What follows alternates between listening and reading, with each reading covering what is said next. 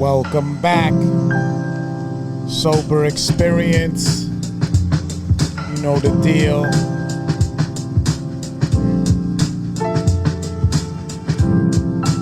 Yeah.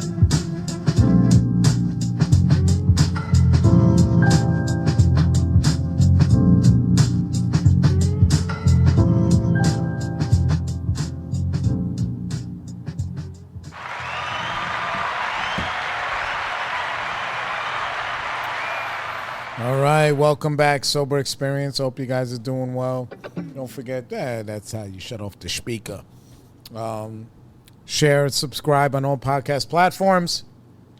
The Sober Experience also on YouTube. We got some good stuff cooking because I got some good stuff cooking. And yeah, man, we're back in action. And yeah, holidays are coming, Bo. Excuse me. Yeah, I hope you guys getting your turkey on. We're getting whatever. We just came out the spooky season. Shout out to the young girl, Maria. We just celebrated together this past Monday, the Greenwood group. My brother Hiram came from upstate and sprayed the whole freaking corner, bro. And it was beautiful, man. And I got to... I got to surprise him with our other homegirl who we grew up with. Jen, man, the queen of BLB, a.k.a. the Bad Liver Bitches. Yeah, I had her give me my coin, man. I love that girl so much. And it was nice. She finally got to meet my wife. My wife was there. It was beautiful. Things are things. People are people. The answer is love. That's it, man. Got a new mayor. Everybody's crying on the computer. Let me adjust the mic. Hold on. Get this thing in my face. Yeah, what was everyone's crying? Fucking Mom Donnie. Yeah. I'm like, shut up, bro. Who fucking cares? I mean, you care a little bit, but I should have actually adjusted all of this before I started. But, you know, I'm a schlub. But, yeah, I mean, dude, none of these fucking people can do anything. You know, you got to take control of your own life. That's it, man. You can't rely on anybody. You can rely on the Lord and on people who either believe in the Lord or people who, you know, the goodness of other people, man. I'm sure there are great people who just don't believe in God, and that's okay. But my God is like that big love, man, that happens between all of us together. And I've seen plenty and plenty of that in my life. You know what I'm saying? Just like other people who believe in goodness, and they're good, and then I be good, and we be good, and we be good. So it was just a great celebration. So much so, bro, I was like hungover for like a fucking whole day, like emotional hangover. Like, dude, it was just so much. You know, all the love, man. There was a sitting room only, not even standing room only. You couldn't even stand in there anymore. The people were sitting on the floors. It was wild. But I told people, get there early, son. Anyway, so the next day I had like emotional hangover, like way over stimulation. And I was just like, bro, how do I fuck this up? Let me go eat this. Let me go do that. And whatever, I allowed myself a little bit of, I don't try to beat my own ass with that kind of stuff. My boy Amr came. He got me this kefir, which I've been drinking half a cup of that stuff every day to get the gut in check, man. And who knows if it's placebo or if it's whatever, but I'm in half a cup every morning, you know what I'm saying, to get the gut right. Because, I'm trying to do everything I can to live as comfortably as I can while I'm here. Because you never know what you don't know. And that's it. And it could all go away at the blink of an eye. You know, all of it. Anyway, so I appreciate all of you. I love all of you. I hope all of you love each other. And we're going to get back into the work, we're still doing step 6. Let me see where we are. I think we left off. We don't get that much far to go. It says our defects of character. I think have God to remove. Yeah, boom. Our defects of character. And again, I told you, I don't really like that term. You know, like how can we be more effective? How can we be more effective when we're moving around? A lot of times, this is not in the book, but I remember I texted my my sponsor the other day. Where is he? Yariv, you know. Because most of the advice he gives me at the end of a problem that I give to him is step one is to be courageous. Right? You got to show up to every conflict. You can't be hiding. You know, you got to show up. So you got to be courageous. Then lead with love. Lead with love. And lastly, be generous. You know, at the end of every 10-step inventory that I call him and I share with him shit that's going on, if I'm having difficulty surrendering to what's happening, if I'm being ineffective, you know, it's normally because I'm scared of something. And I'm either letting something ride too long or I am acting impulsively based on that fear and I'm saying shit that I shouldn't really be saying. You know, nobody's perfect, whatever. I can clean up the little dust ups that I have with people, and I don't have that many. Most of the time I just be quiet. You know, again, there's people crying all over the world about the mayor of New York City. Guess what? If you are not in New York City, he is not your mayor. So guess what? We don't care. We don't care what you think. I know that you think we care what you think, and maybe some people are appeasing you. But if you're in Florida, they're like, oh yeah, but it's the greatest city in the world, and listen.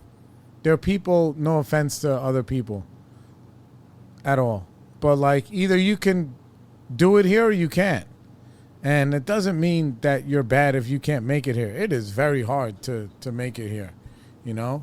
And depending on your circumstance, it's probably a lot better that you're not here.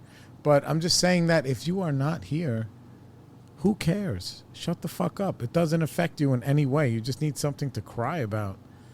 I don't understand all that. Like diving into the negative, the negative end of the swimming pool on purpose.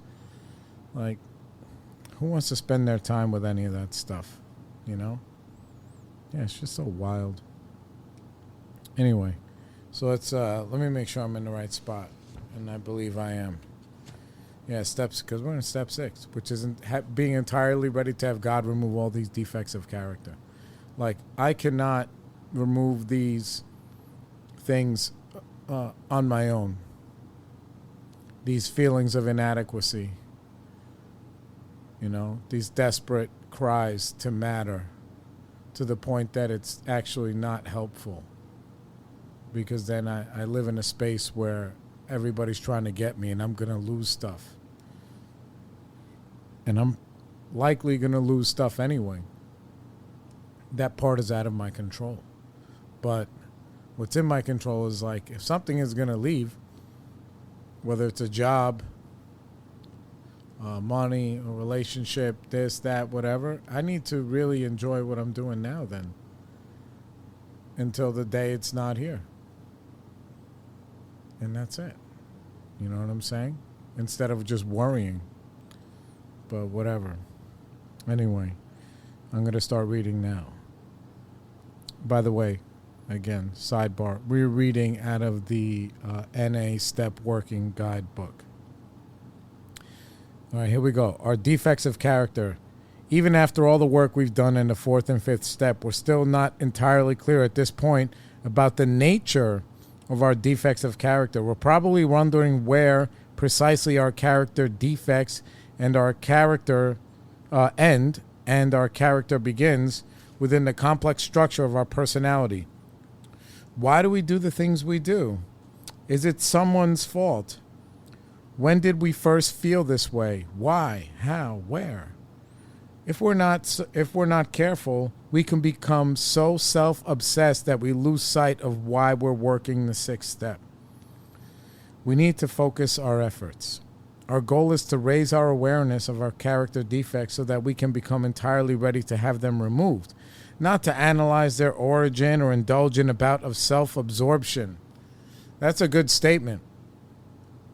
You know, a lot of times, you know, when I have conflicts, you know, specifically if I'm saying like with my wife, you know, over the years that we've been together, and I'm very grateful, and she expressed gratitude to me like a week ago about like we are really in, you know, two people who are in love with each other and are having, you know,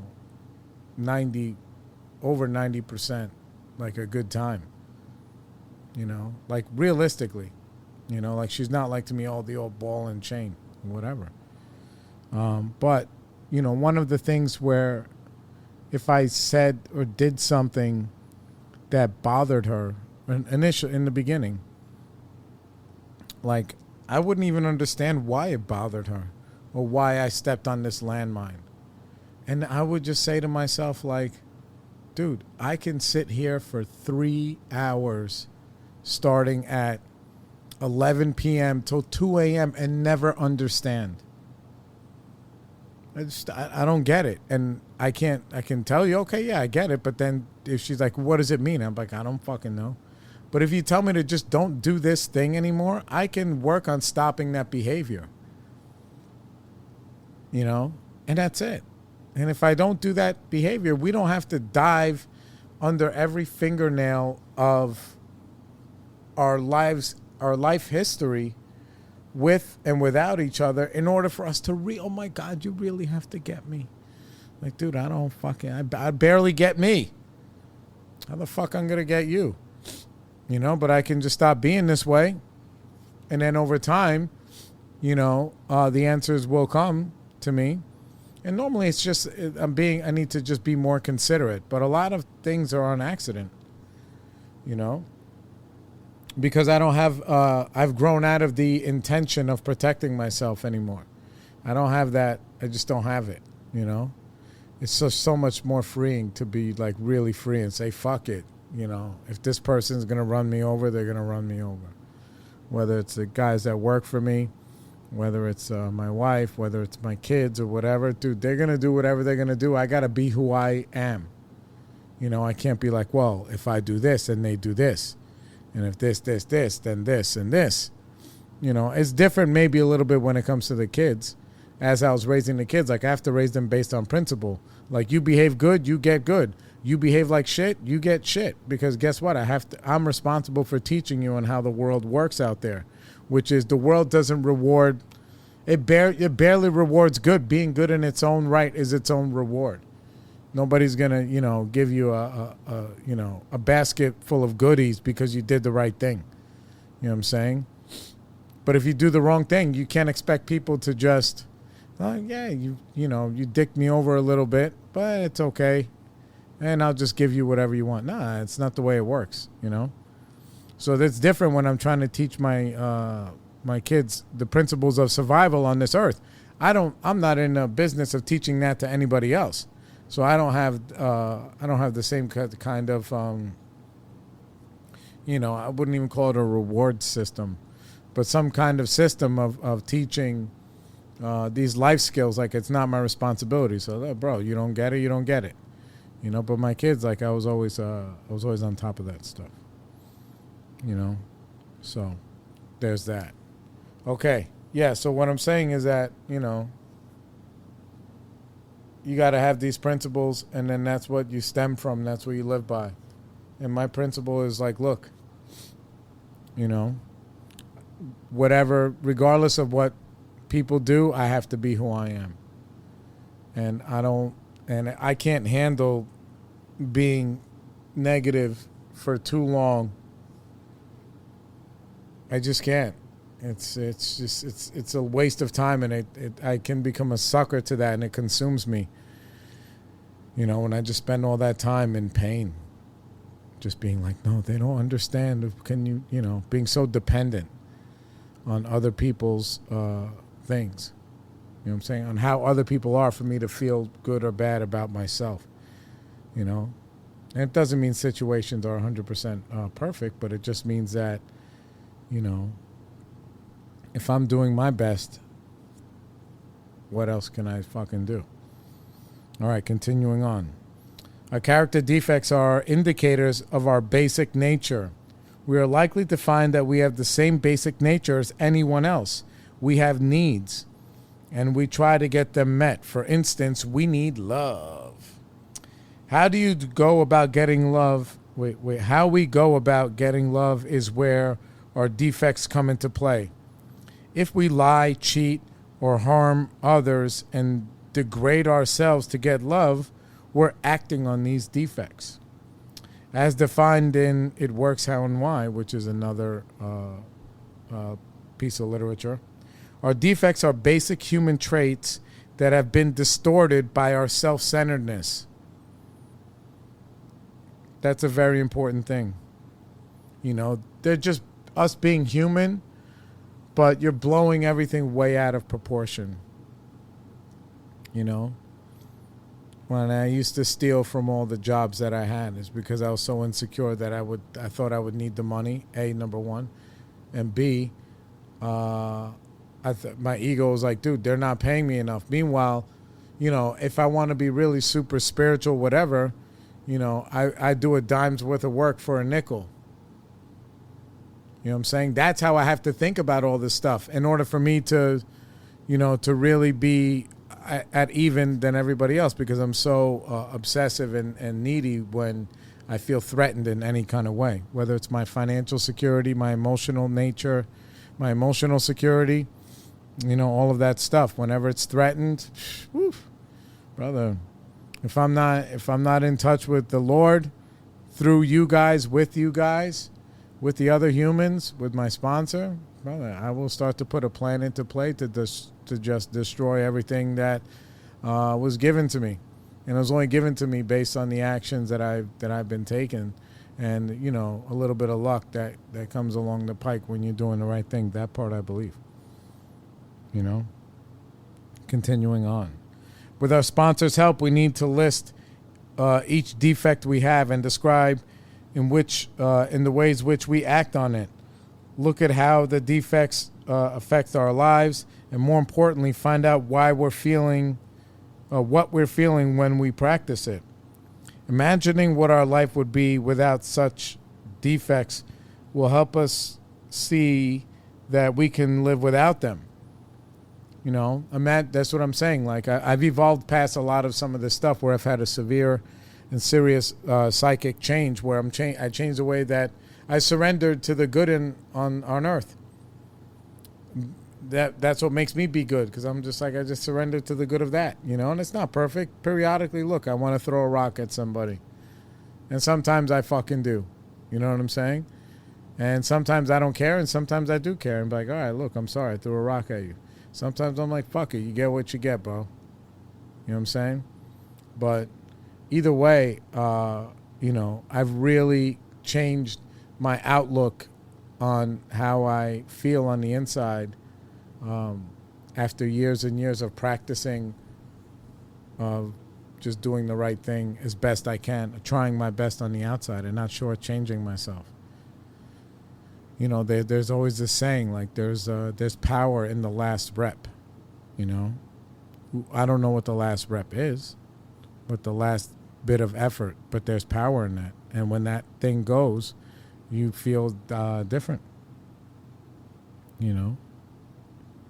And it takes a lot of faith to even try that, to just try and put your own biases aside and be like, let me love somebody who doesn't believe what I believe. Are they bad because they're not on the same side as me? Or what side am I even on? Am I on the side that just loves either side? That's the side I want to be on.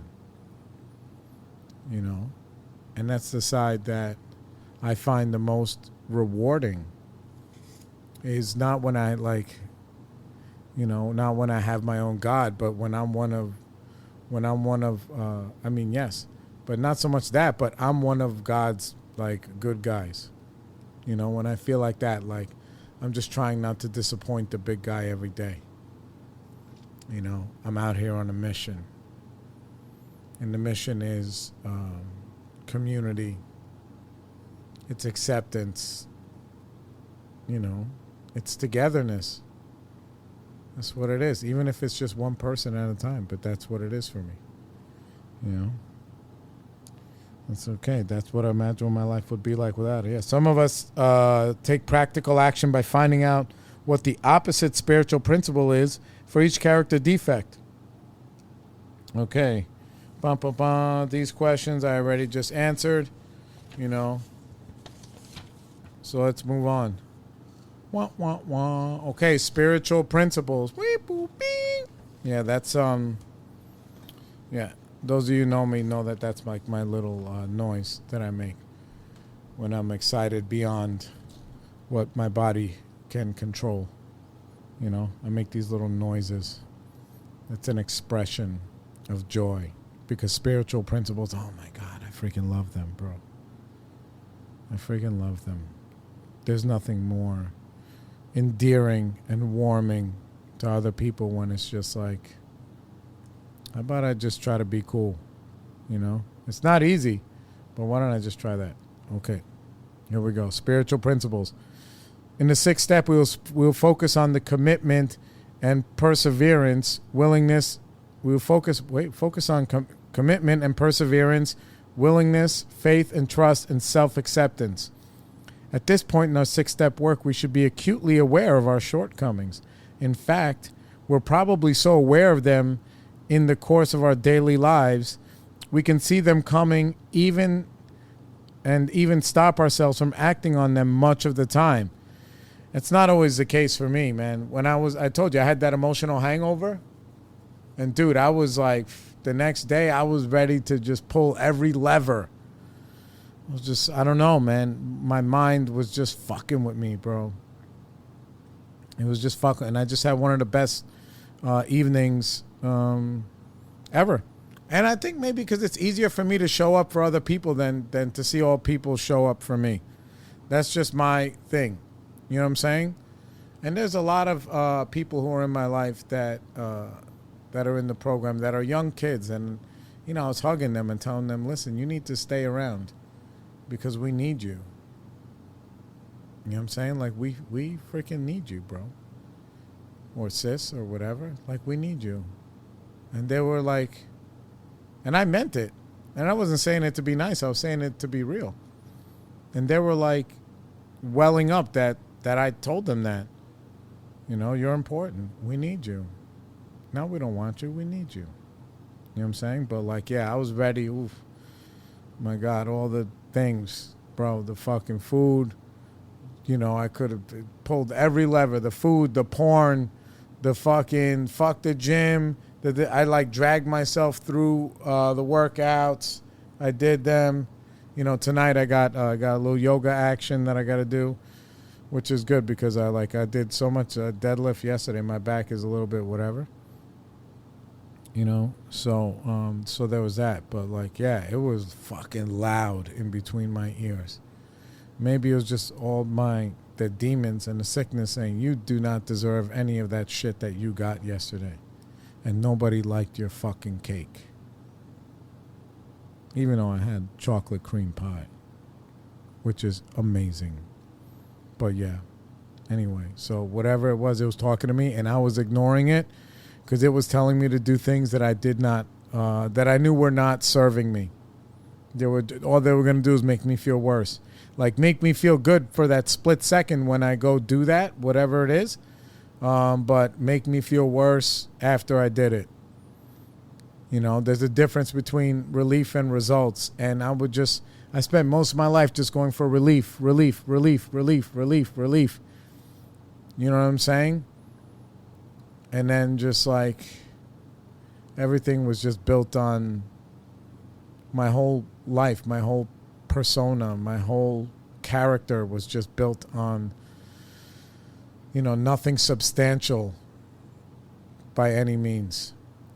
It was just built on, you know, little glimpses of goodness. But, like, very little. Mostly it was just like, hey, this person means well. that's how people would describe me based upon how I behaved, that I meant well. And this is with drinking and without drinking.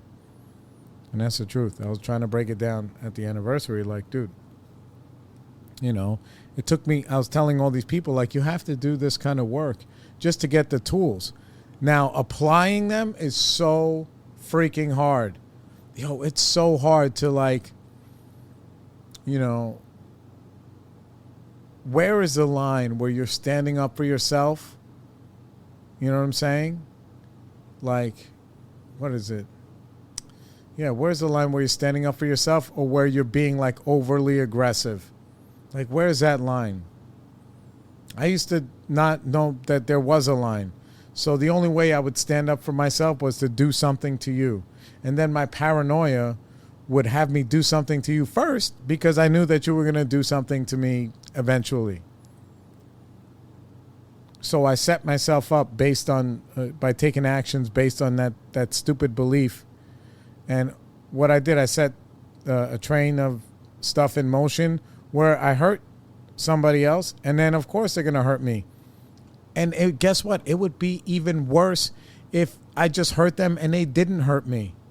Oh my God, bro. That's the fucking worst.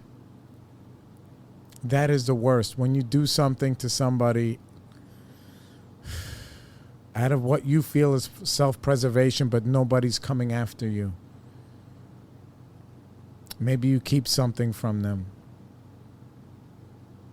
Maybe you don't, I'm not just saying outright lie, but, you do something to them because this is how you live,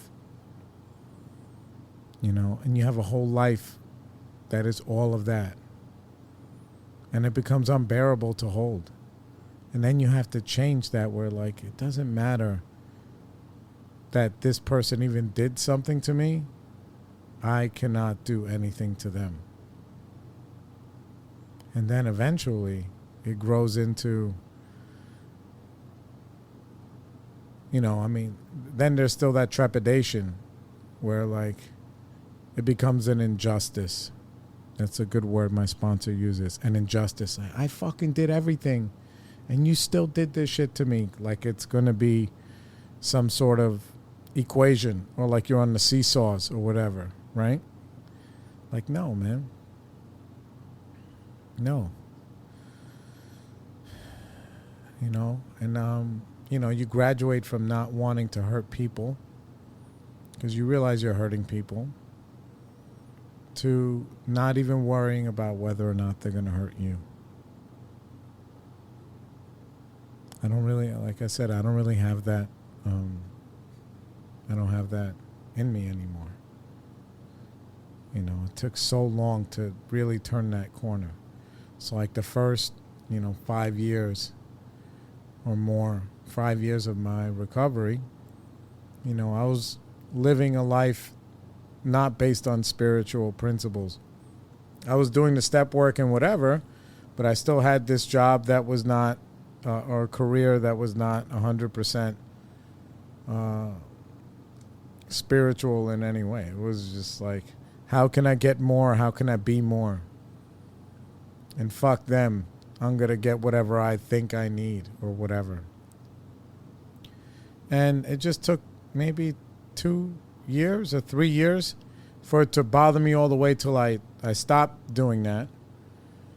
But at the same time, I was applying good principles, with raising my son. And I can only change some parts at some times. I can't change everything at once. So the first 3 or 4 years of my recovery, even though I had all these tools, but really applying them a little bit at a time until you really get faith. Because guess what? They're not going to work right away. Just because you take the opposite action, it's almost like, all right, well, I'm not going, if I don't eat, I'm just going to use food because I don't want to be offensive in any other ways. Sorry. But if I just don't eat shitty food, what am I going to replace it with? Right? And then you can go all the way in the other spectrum where you just become obsessive about like every day I got to check the scale and what am I eating and I'm weighing and all this other stuff. There's no joy there either. You know, I mean, the absence of pain is not help, you know, and then over time you just learn how to find a way that works for you. So the first time that you try some of these changes, it still may not go your way, you know, but as long as you're walking that path, eventually you'll get to a place. And I've gotten there, I've gotten there. And if you say that right now, like I've gotten there right now, like when I was at 3 years or 5 years, I thought I had it. I did not have it. Not what I have now, but at that time I thought I had everything. I was like, oh, by 5 years I was, I was a single dad, yeah, I was a single dad, and I stayed a single dad forever. From 3 years all the way until I met my wife. Which wasn't even that much longer than that, actually. We're talking like I spent 10 years in the jungle. But like no, like I did 3 years, and I think I moved in, and I had relationships with people, but nobody. There were, yeah, there weren't really relationships. There were two people hanging out, and nobody lived with me. It was just my son and I, and that was it. And as soon as any kind of work had to be made, I was like, nah, I'm out of here. So I'm too busy raising my son and trying to straighten out my life financially, practicing those principles in my financial world where, I had to learn how to make, I had to make like legitimate, like good money, and how to learn how to live within my means. And I got myself in an insane amount of debt. And insane for me. It was like $25,000. That's how much the debt was. And I had to settle with all these credit cards and all this other stuff because, I wasn't drinking. And then I started spending, and then my income went down because I had like a good job. And I went from robbing people to robbing a bank and doing like some Robin Hood shit where I was giving, whatever, socialism. I was like robbing the bank that I was working from and giving that money to regular people. And I don't know how much it was. And they didn't really catch me, which was great because I was a good, I don't know. I was good at some stuff, I had good instincts when it comes to cutting corners because I'm a good addict and I'm a good alcoholic. So that's what always gave me good instincts about making money. But I had to find like legal ways to do it. And then so, after that job went, I got fired from there. I keep saying, I got to work on that. I went through a lot of, I would call it trauma. But it's just, the trauma is really what happens before surrendering. And you're just like, oh, I just actually learned a lot of lessons. I learned a lot of lessons. And then eventually, I was telling these guys on Monday that all of the good stuff is on the way, but more opportunities came. Now, there were plenty of opportunities that were there for me to practice these principles, and I blew them all until I was ready. Who knows what kind of career or other thing I could have done, but I wasn't ready to do it honestly, so I chickened out, or I dropped the ball, or I did something else. That's just how it was. I definitely wasn't attracting or being with the right people in order to bring the willingness for me to become the best person that I could be.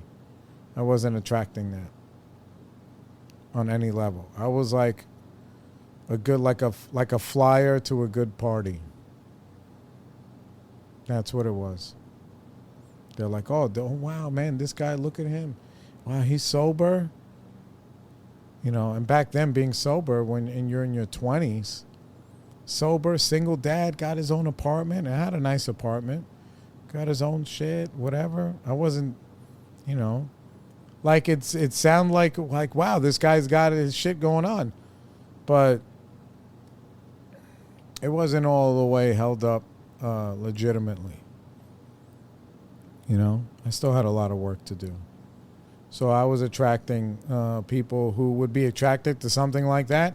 But within a few months, you have a couple of spats, a couple of arguments, and like, yeah. And in my mind, like, they would just find out, how unprepared or unwilling I was to really maybe put in some work, and I would just light them all on fire. Get the fuck out of here.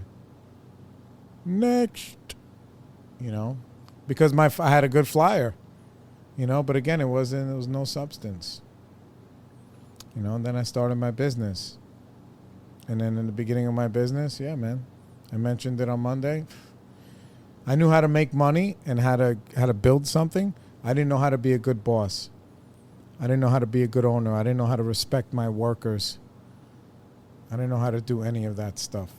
So in the beginning, I was horrible at it. I barked, I yelled, I thought, or I believed, these guys got to do whatever I say because I pay them. They got to work however. This is completely unfair, Like, completely. By that time, I had met my wife once I started getting some workers. We started dating, and I was just still flying solo. Now, I was doing good with the clients. All right, so not stealing from clients, doing good with that. But then what happened was I had a mishap and I broke my heel trying to do some Spider-Man shit from my now sister-in-law's apartment, where I dropped down from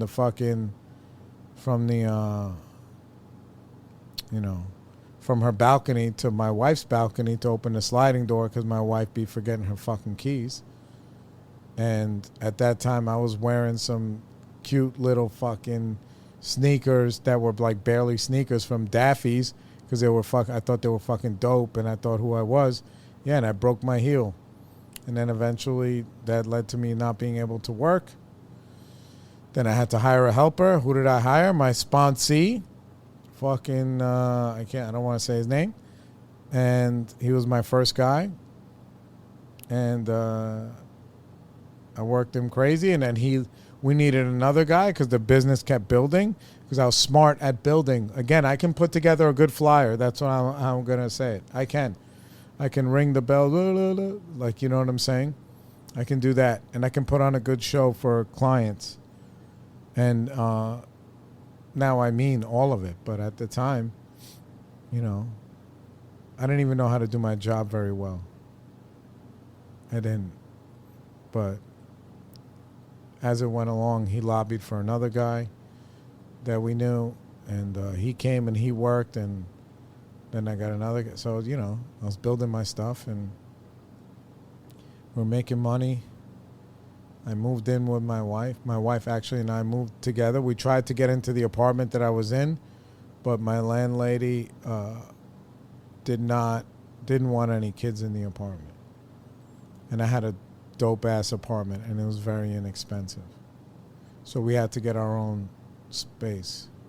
And it was funny because my boy Giuseppe, he went to speak to the landlady because she didn't speak English and he spoke Italian.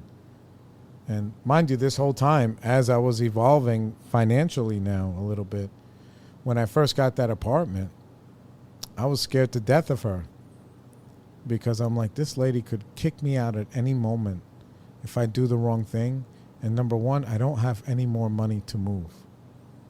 At that time, my credit was like shit, like whatever, subpar credit. And I had 25, 30, whatever it was, 20 grand in debt. And I was barely making enough money to pay the bills. And I wasn't really even doing, just wasn't doing all of that. Some shit was getting shut off sometimes.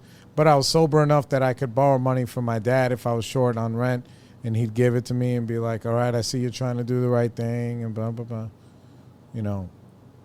So a little bit at a time, those relationships were being built. But what I'm saying is that, like, it took so many years for all of these defects, these ineffective ways of instinctively being, like, how many times am I going to run my head into the wall? you know. And that's what happened over time. And, you know, I started doing this kind of work and say, okay, what is the opposite? Let's just talk about the business stuff. Like, I have the opportunity to create an environment where people will want to come and work. Well, even if they don't want to come and work, they don't mind being here. That's what I tried to do. And I started to run my business putting the employees first. What can I do to make things easier for them? And start just changing things that I did, and then eventually it led to me changing my attitude towards them.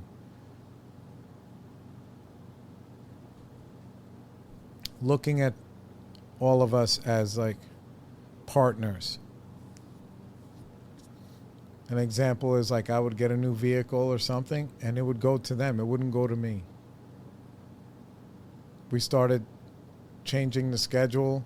Now, even though my wife, like, sometimes she throws like jabs at me, whatever, because in my company, dude, nobody besides the king, nobody really works past 4 o'clock.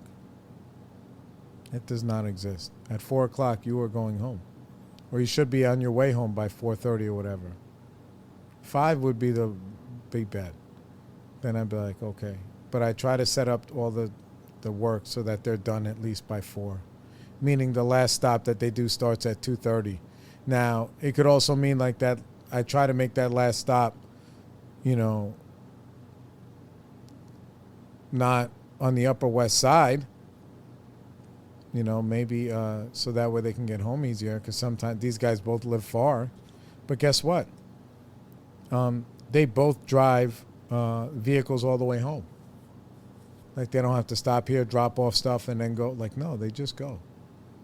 And they can go straight from their house to the first job. Back in the day, I would have them park near my house. They'd have to drive to my house, pick up the shit, and like, you know. So I'm paying in gas, toll, mileage, everything for these guys to get to and from work. You know. And my wife makes fun of me. She's like, yeah, nobody works past 4. I'm like, yeah. That's it. I try not to keep score with them. They're doing stuff that I don't want to do anymore and that I cannot do while running a successful business. Is I can't do all the work. And I pay them as much as I can pay them. And I always try to find ways for them to make more money. You know, I always try to find ways for them to make more money. And they do pretty well. But I give them high quality of life. You know? But that kind of change happens over time. And yes, does that mean I make technically less? I make less money off of them, but I make more money. Because I just do. I don't know how that's how the math works. Like, I don't drill them for every dollar, and I make more money, and I do less work. It's insane, you know. And I started to see the results of that kind of mentality, and I started applying that in all areas of my life.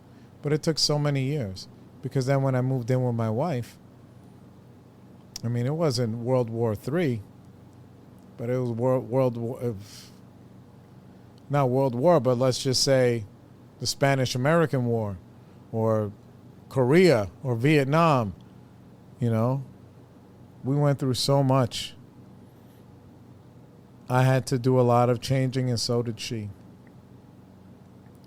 And you don't even know what kind of changes you have to do until the circumstances present themselves. And then when they do, how do you even change? Like, that's what this whole program is about. How do I even change? I need like an equation. And I need something that is beyond me to reach for courage when I'm trying one of these new things. Like being accountable and being honest, not lying, not just like, oh, being faithful. That's like, you know, it's not a thing for me. It's just not. But, holding the collective of the universe, not just my family, not just my business, not just the collective of humans as the higher focus than myself. Like, not what can I get, it's what can I bring. So we can get. Like, it feels just so much better when you give somebody else a good experience than when I get what I want. And then eventually you change what you want. It's like, actually, what I really want, where I get the most juice, is when I give somebody a good experience of being with me. And it doesn't matter who it is. If I give them a good experience, I'm sure that there are some people who do not like me. And that's okay. There are some people that I don't like. But if somebody thinks that now, in this moment, if somebody's like, yo, yeah, he's a piece of shit, they're actually wrong. And it's nice that I know that they're wrong. Well, before, it was questionable. It's not even that they were wrong. It's like, well, what do they know? Like, no, actually, I'm not a piece of shit.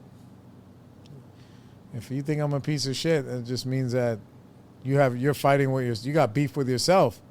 So I don't have beef with you, And I know how my behavior is. So there's that.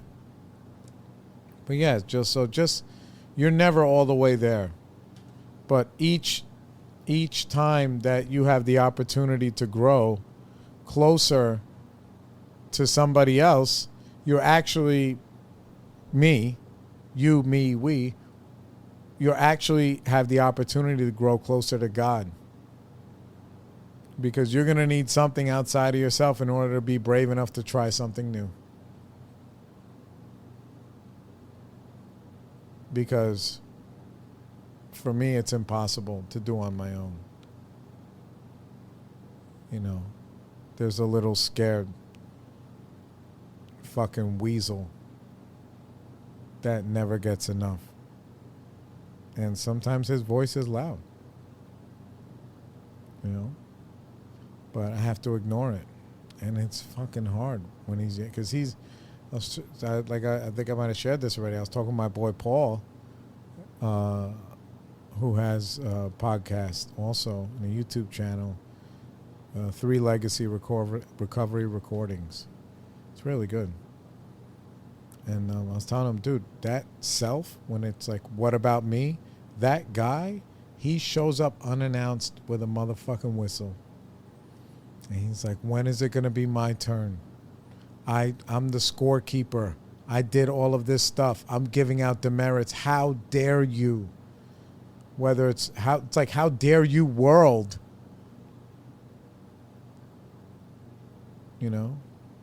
I just don't have that kind of energy anymore. Let me continue on just so I can finish this thing. Okay. Okay. At this point, we should acutely be aware of our shortcomings. In fact, we're probably so aware of them that in the course of our daily lives, we can see them coming and even stop ourselves from acting upon them much of the time. That I read that already. That's true. At times, our awareness may fade, and we may no longer be as vigilant in watching our behavior. It takes an incredible amount of energy to monitor ourselves every second and curb every impulse to act out. We'll relax into everyday life until all of a sudden we'll be left feeling sick and ashamed and wondering how, after all the work we've done, we could have possibly done that again. Whoosh. Say it. Yeah, when you have like, here's my old friend, sloth, or what's the other one? You know what I mean. All of these sins are all self-absorption. You know, how can I feel bad about self-pity? He's my favorite. Oh my God, that self-pity, dude, it's crazy. When that guy shows up, I'm like, yeah, let me just lather myself in it like a fucking bar of soap. And just like, oh my God. Yeah, it's like a warm shower. But I'm just pissing all over myself. That's my favorite. Okay. However, we do not give up. Instead, we make a commitment to our recovery. We maintain our newly emerging principles despite our setbacks. So even if you fall short, you'd be like, yeah, no, I'm not going to throw it all away. No, I get back on the horse and I fucking try again. And you can start your day over at any moment. At any moment. You know? We keep taking steps forward even though we've taken one or more backward. We're looking for gradual improvement, not instant faultlessness. Applying the spiritual principle of willingness means very simply that we are willing to act differently. It does not necessarily mean that we will act differently or even are capable of doing so.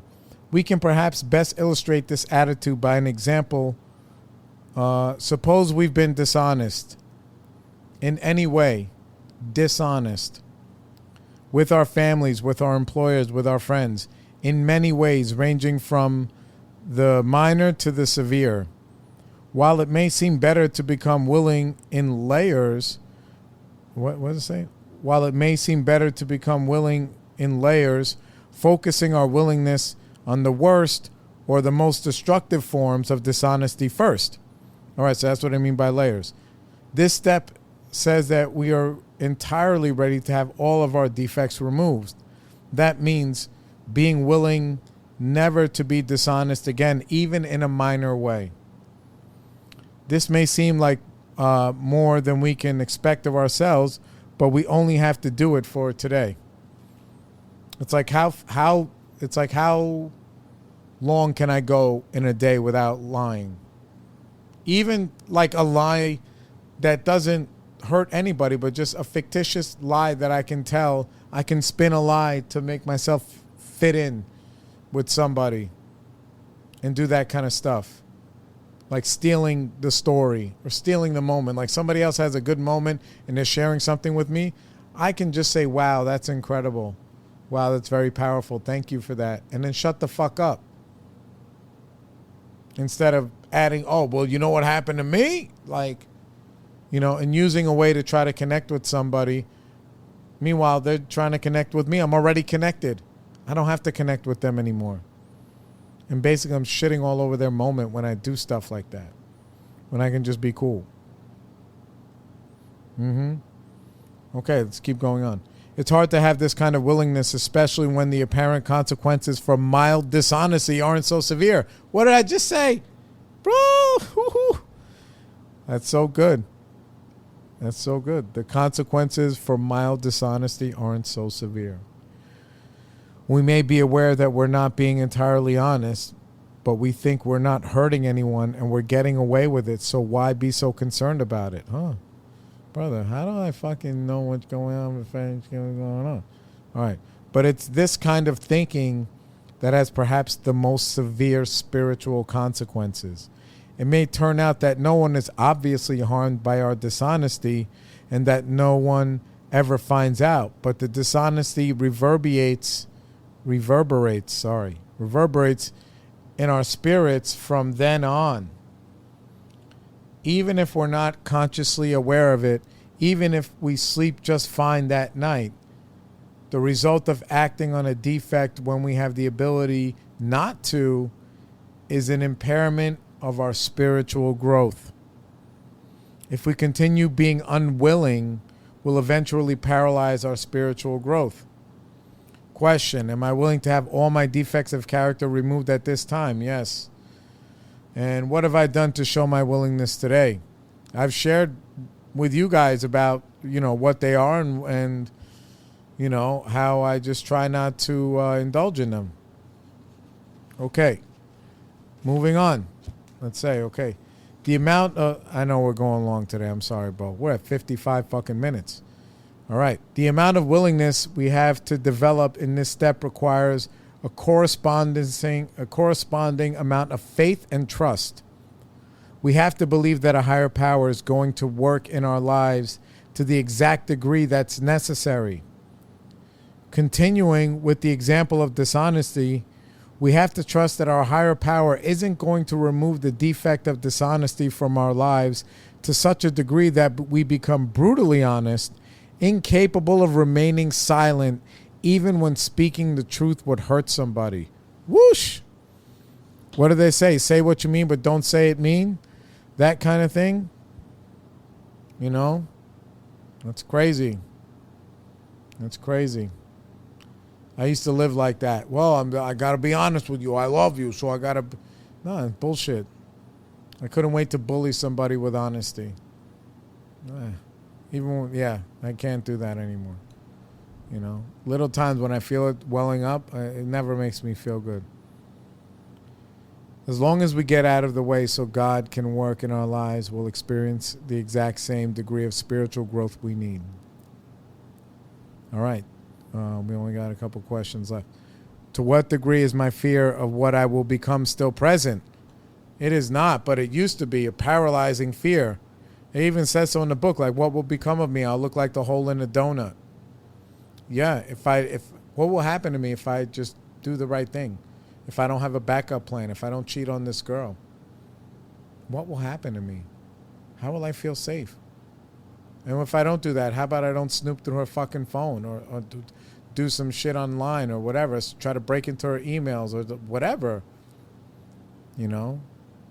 Anytime I went looking through somebody's stuff, which it's been so long since I've done it, like, I can't even remember. Even with my wife, I probably looked through her phone in 14 years maybe that we've been together.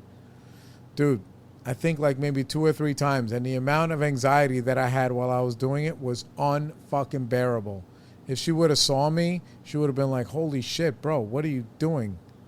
Watching fucking, what's going on?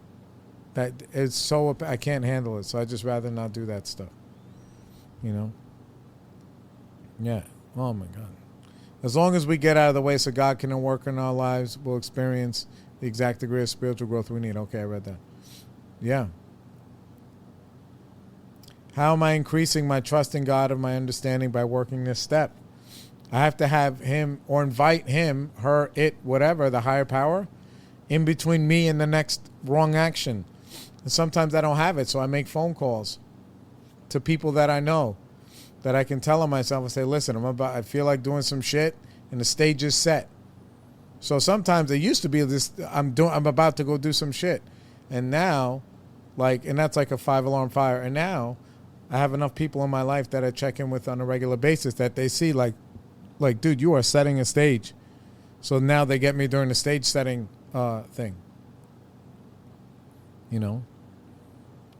Let's go. Keep going.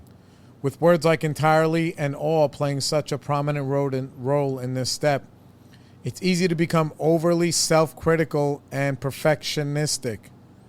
We need to remember that even though our willingness must be complete, we're not going to become perfect. Not today, not ever.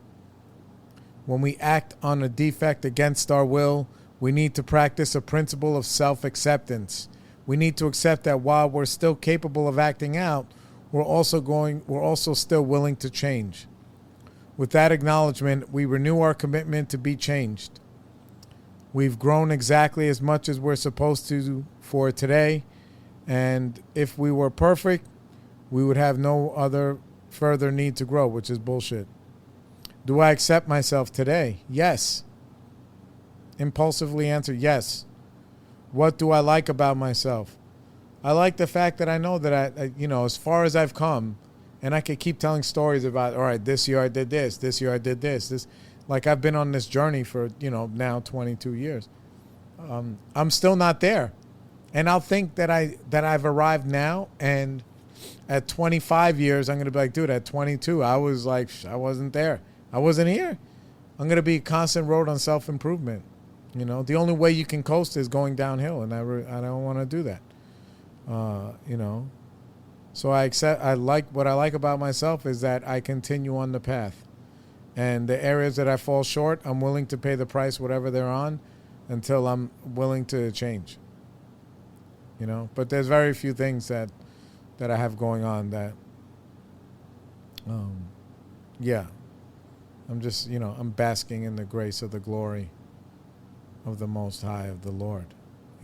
I've got enough proof in my life that God is the greatest, and He loves me, and He's taking care of me. He sent all you people to come and help save me from myself.